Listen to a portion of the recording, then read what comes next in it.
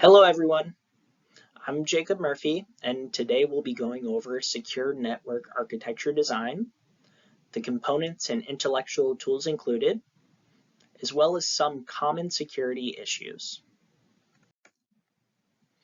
Displayed here is a network map consisting of 2 routers, 2 firewalls, 4 switches, 1 IDS, 1 IPS, a proxy server, an email server, a DHCP server, a DMZ, 5 separate departments utilizing network segmentation with 25 clients per department, and an air-gapped system for our research and development department to utilize.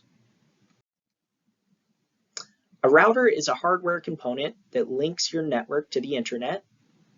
Firewalls are hardware and software filters that prevent specific information from moving between the outside network and the inside network. Switches are pieces of hardware that facilitates communication between computers on an internal network.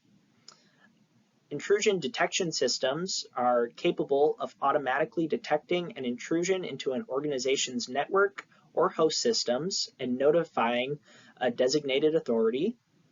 Intrusion prevention systems are a network security tool that monitors for malicious activity and takes action to prevent it or stop it when it occurs, also generating reports.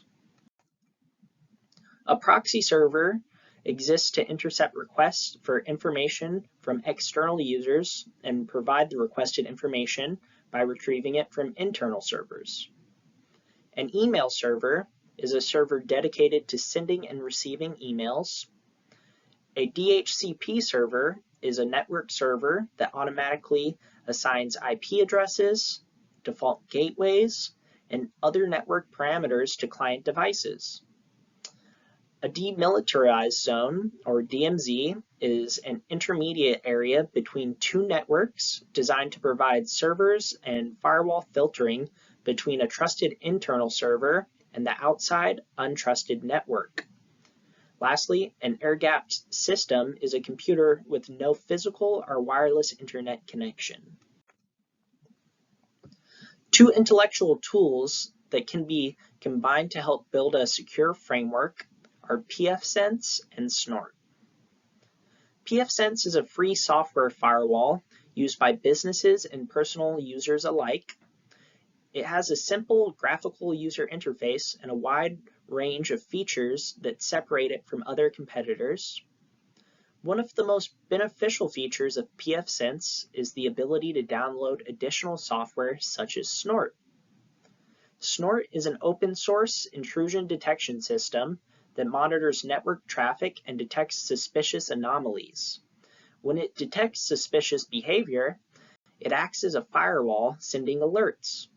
Together, they can prevent unauthorized access into your network and alert you if any intruders gain access, creating a more secure network design.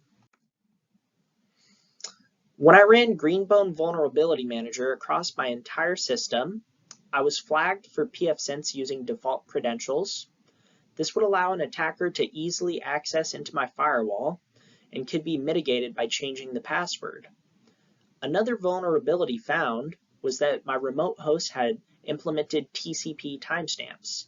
This allows for the uptime of the remote host to be computed and can be mitigated by removing timestamps.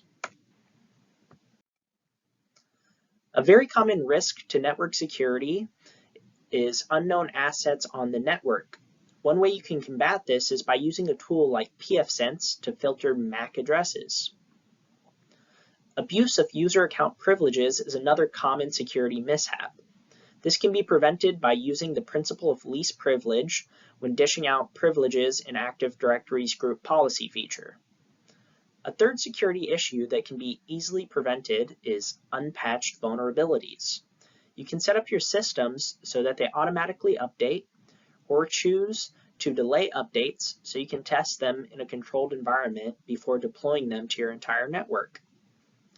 Lastly, a lack of defense in depth is another cause for security issues. No network is ever impenetrable, but by using multiple layers of defense, you can best protect yourself.